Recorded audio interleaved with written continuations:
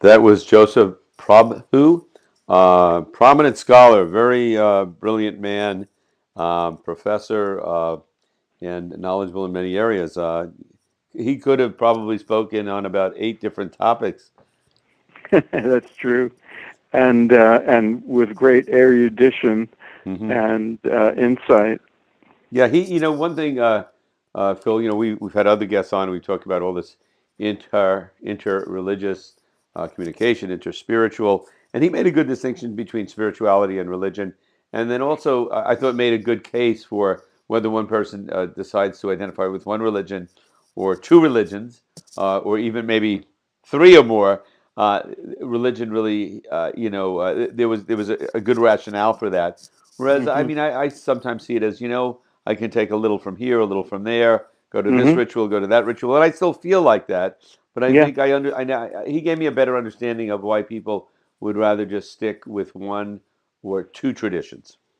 Yes, and I think I was going to tease Joseph that he's actually in three because he mentioned Marx. So he's like a Marxist Buddhist Christian, and but um, this is the whole notion of religious identity is so fluid these days Hmm. and so changeable because we live in the midst of such spiritual diversity, and with the world shrinking, our exposure to all these things is extraordinary and unprecedented.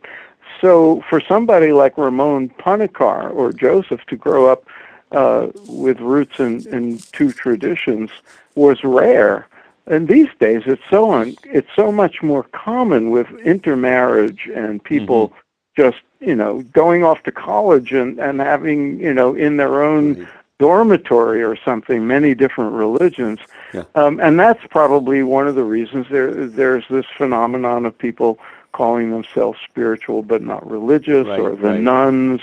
And we had Kurt Johnson on and others speaking about um, interspirituality.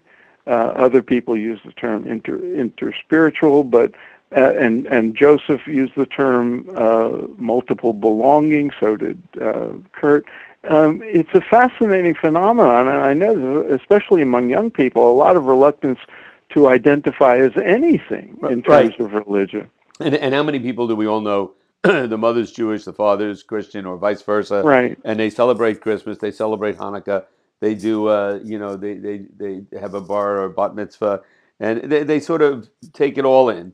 And I can Hmm. tell you a funny story. I just thought of this. I was in a store in Cambridge, Massachusetts one day, and the famous lawyer Alan Dershowitz walked in with his Hmm. wife and some children, and I had actually asked him about sitting in on a class he was giving. He was very friendly, and it was right around Thanksgiving. And he goes, I got to tell you, he goes, my wife celebrates Hanukkah. One of my kids celebrates Christmas. I don't celebrate anything, so we exchange gifts the day after Thanksgiving. So, anybody ever sees Alan Dershowitz, ask him about that. When he Well, celebrates. So it was I one of know those. he celebrates the Boston Red Sox because I sat near him at Fenway Park once. He's a fanatical fan, probably, right? I wouldn't want if I Yeah. would not, it was an umpire. I wouldn't want to argue with him. He's got a very keen Well, intellect. but the other interesting thing about this is because there's such negative feeling about institutional religion, Hmm. and it's so widespread these days that so people who don't want to be labeled or identified with any particular religion, it's often because of that.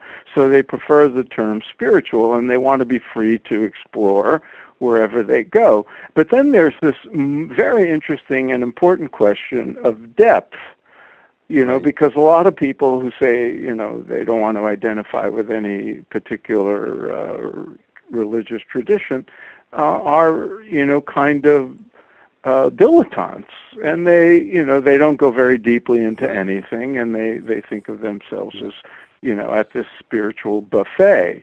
But as Houston Smith once said, that at a buffet, you don't necessarily get good nourishment if you just go taking, whatever you feel like it.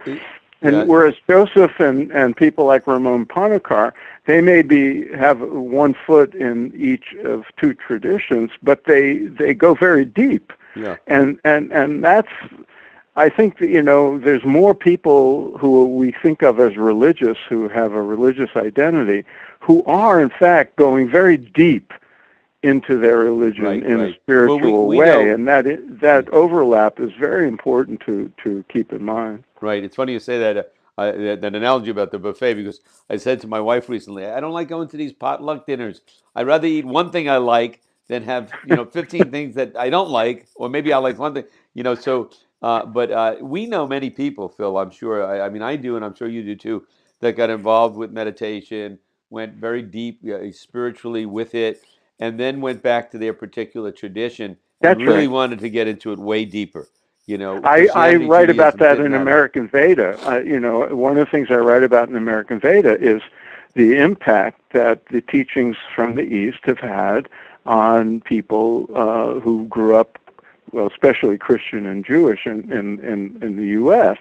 And I always point out that people, like clerics who, are worried about their people of their faith going off to India and studying Zen or whatever, they don't realize how many of those people come back to their religion after having abandoned it as young people because of their engagement. It's like Joseph was saying, how Buddhism has made his Christianity deeper and more significant in his life. There's an awful lot of people like that. Right. We know. I mean, we have a lot of mutual friends, and so many people I've encountered that have said, I got involved in a spiritual practice. It could even be yoga, and all of a sudden, I start hearing the preacher preach or the rabbi talk, and then I start thinking, boy, I'm getting a much deeper meaning from what they're saying now. So, my advice to clergy was, be easy on people, let them do what they want, and if you have something to offer, they're going to come back to it with greater clarity. And you do tend to get attracted back to where your traditions are. And then I think once you go deep into any religion and really feel solid in that depth, then you can visit and enjoy all the other traditions and religions. I mean, Thomas Merton, a lot of these people that were very deep spiritually, they were totally open to the spiritual practices and teachings of any religion, of any group. Yes, and I think you're absolutely right, and that's what tends to happen. And that's, that insight of the, that goes back thousands of years to the rishis of the Vedas, that truth is one and the wise call it by many names. That has to do with the depth we're talking about.